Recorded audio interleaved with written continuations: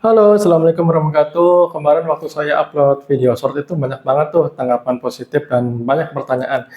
Mulai kapan sih tentang rekrutmen petugas haji dan mungkin syarat-syaratnya ya. Nah, di sini nanti saya akan menjelaskan.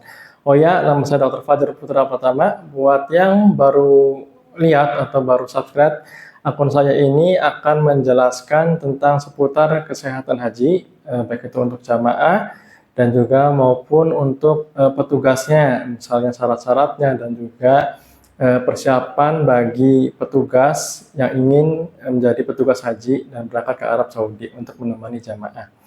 Jangan lupa untuk support saya dulu, subscribe akun YouTube saya @talkbatch. Oke, langsung aja kita lanjut ya. Jadi melalui Kemen Haji, Kemenkes atau Puskes Haji itu sudah ada kemarin itu pengumuman tentang rekrutmen petugas haji. Nah, secara umum gambarannya.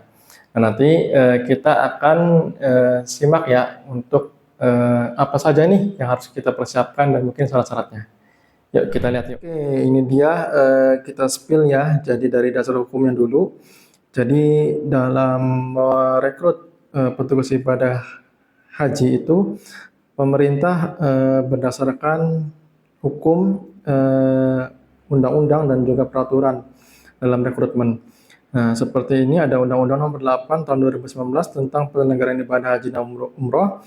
Ada juga Peraturan Menteri Kesehatan Nomor 3 Tahun 2018 tentang rekrutmen panitia penyelenggaraan ibadah haji Arab Saudi bidang kesehatan. Dan juga ada Peraturan Menteri Kesehatan Nomor 9 Tahun 2021 tentang petunjuk teknis penyelenggaraan kesehatan haji di Arab Saudi.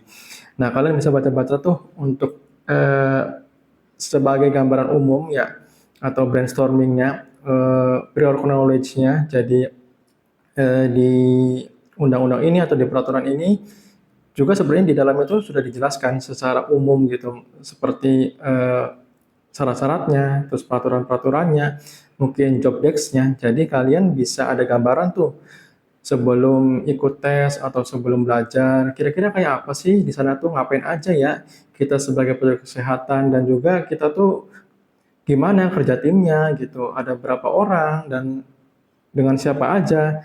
Nah, kalian bisa tuh dicek di tiga undang-undang dan peraturan ini supaya kalian ada gambaran di sana itu seperti apa.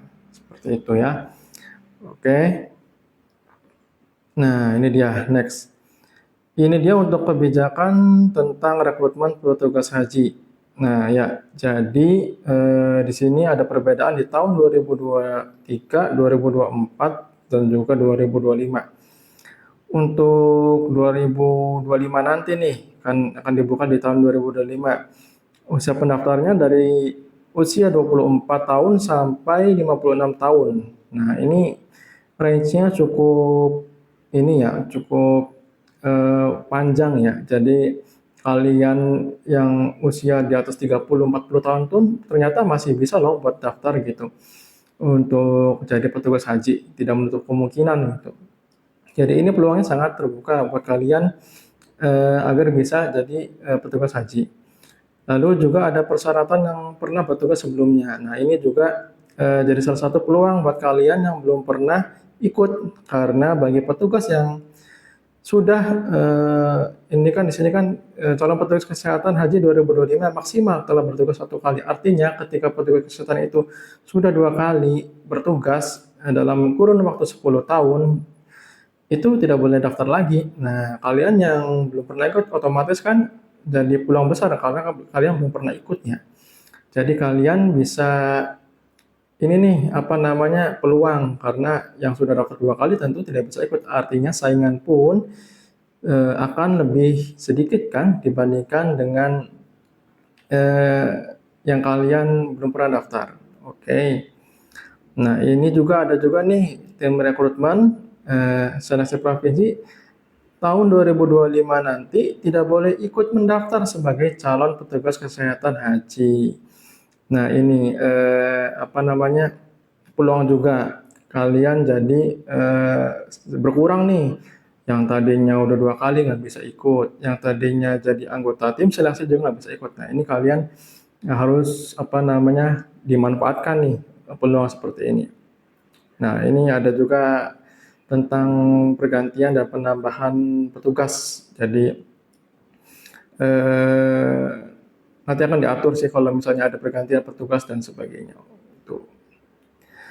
Nah, ini nih yang harus kalian persiapkan, terutama buat nakes ya. Sertifikat kegawat daruratan. Nah, di sini disebutkan adalah diwajibkan bagi tenaga dokter dan perawat. Nah, ini diwajibkan bagi tenaga dokter dan perawat yang akan mendaftar bertugas di KKHI, sektor maupun di klokter. Dalam hal ini ada bukti penanganan gawat daruratan menjadi nilai tambah. Nah, kegawat daruratan menjadi nilai tambah. Jadi sertifikat kegawat daruratan seperti mungkin ACLS, BCLS, BTCLS itu sangat berpengaruh ya untuk kalian bisa lolos karena di sana juga akan menangani kasus kegawat daruratan. Terus juga ada pembobotan nih. Di tahun 2023 untuk pendaftar penugasan di KKHI itu sama gitu, tidak ada perbedaan. Maupun kalian di mana, di puskesmas ataupun di rumah sakit itu tidak ada. Nah, di tahun 2025 ini untuk pendaftar penugasan di KKHI bobot tertinggi yang pendaftar di rumah sakit. Nah, buat kalian di rumah sakit mau eh, daftar di penugasan di KKHI ini berpeluang besar karena ada poin tambahan nih buat kalian yang bekerja di rumah sakit gitu. Tapi tidak menutup kemungkinan sih untuk yang lain juga bisa jadi petugas kloter. Misalnya saya nggak kerja di rumah sakit, bisa nggak bisa gitu jadi petugas kloter. Cuman ini yang di rumah sakit ini bakal lebih tinggi pembobotannya, ada nilai plus. Oke. Nah, selanjutnya adalah tenaga kesehatan teladan nasional. Buat kalian yang pernah ikut jadi tenaga kesehatan teladan nasional, ini juga bisa menjadi poin plus ya, karena akan menambah nilai seleksi gitu. Terus, nah ini juga akan ada juknis.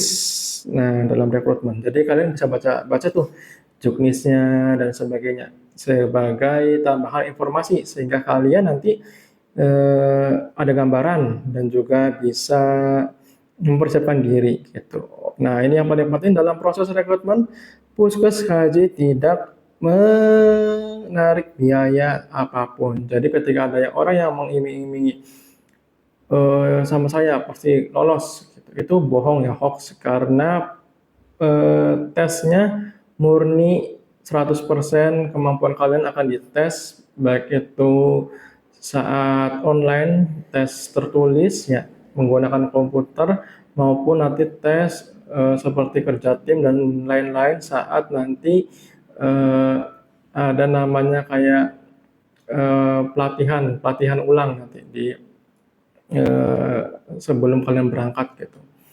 Nah, itu nanti kalau akan dinilai. Jadi murni pure hasil dari kerja keras kalian, doa dan usaha. Tidak ada yang eh, menjanjikan seperti itu. Nah, jadi begitu teman-teman untuk kebijakan rekrutmen petugas haji Indonesia. Nah, buat kalian yang penasaran itu mau atau masih bingung boleh tanya-tanya di kolom komentar. Nanti ataupun mungkin ada pertanyaan boleh nanti saya bikin videonya untuk penjelasan lebih detail.